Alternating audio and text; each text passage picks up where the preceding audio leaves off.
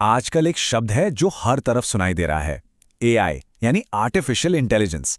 ऐसा लगता है जैसे ये कोई नई चीज है जो अचानक से हमारी दुनिया में आ गई है।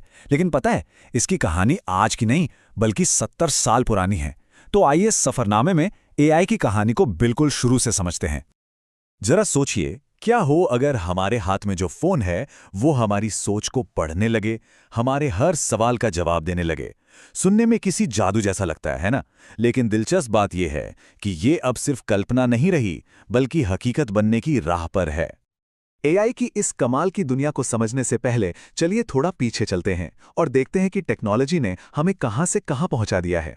और अगर हम भारत में हुए बदलावों को देखें तो ये कहानी और भी दिलचस्प हो जाती है। याद है वो जमाना जब टीवी पर शक्तिमान आता था और हम सब सोचते थे कि काश ऐसा सच में हो पाता। 90 के दशक में एसटीडी बूथ पर फोन करने के लिए लंबी लाइनें लगती थीं। कंप्यूटर चलाने के लिए साइबर कैफे जाना पड़ता था और इंटरनेट वो तो बहुत ही धीमा चलता था। और आज का भारत देखिए, सब कुछ बदल गया है। हर हाथ में स्मार्टफोन है, एआई चैटबॉट से हम बातें करते हैं और यहां तक कि गाड़ियां भी खुद चलने लगी हैं। मतलब जो चीजें हम सिर्फ फिल्मों में देखते थे या किताबों में पढ़ते थे, वो आज हमारी असल जिंदगी का हिस्सा बन चुकी हैं। पर सवाल वही है, ये सब शुरू कैसे हुआ? कहां से आई ये चिंगारी? कहते हैं ना, हर बड़ी क्रांति की शुरुआत एक छोटे से लेकिन बहुत ही गहरे सवाल से होती है। एआई की कहानी भी कुछ ऐसी ही है। साल था 1950।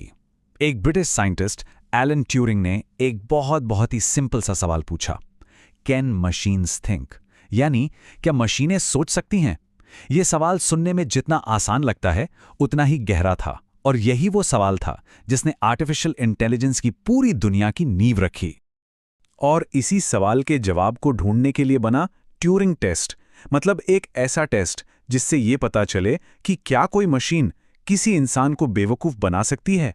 क्या वो हमसे ऐसे बात कर सकती है कि हमें पता ही ना चले कि सामने कोई इंसान है या मशीन।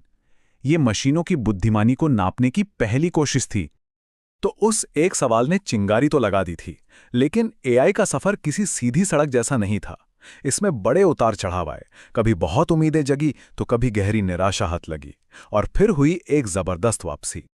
फिर 1956 में अमेरिका में एक बड़ी कॉन्फ्रेंस हुई, डार्टमाउथ कॉन्फ्रेंस, और यहीं पर इस फील्ड को अपना नाम मिला, आर्टिफिशियल इंटेलिजेंस। उस वक्त साइंटिस्ट में जोश का आलम यह था कि उन्हें लगा बस 20 साल में हम इंसानों जैसी सोचने वाली मशीनें बना लेंगे। पर हकीकत इतनी आसान कहाँ थी। शुरू में तो मशीनें बस कह लीजिए कैलकुलेटर से थोड़ी बेहतर थीं। शतरंज खेल लेती थीं, गणित